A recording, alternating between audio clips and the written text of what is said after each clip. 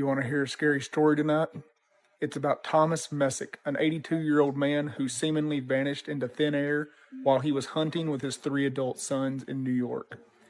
Now, these 4 men all set out on a hunting trip that they had done many, many, many times over, and this trail had 4 deer stands in it.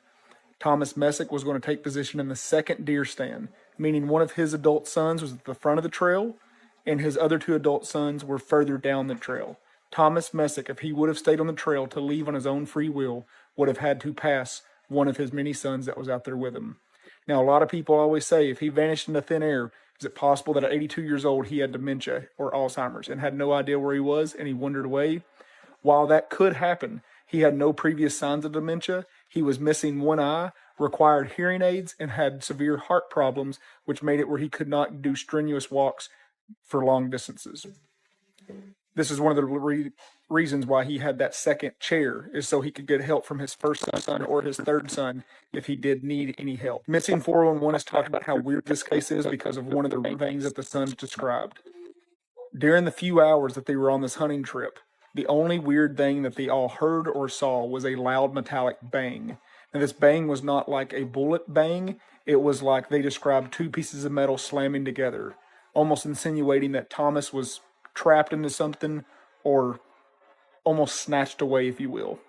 Okay, it gets stranger still. They brought search dogs out to see if they could find Thomas. The search dogs could find almost no scent that Thomas was there at all that day. Now, they followed him right up to the tree stand where he should have been. They can see where he went up the tree stand, but there is no scent trails of Thomas Messick leading away from the tree stand, insinuating that he would have had to have been carried away where he never touched the ground, or he would have changed shoes completely while he was up in the top of the tree stand that had a different scent on them.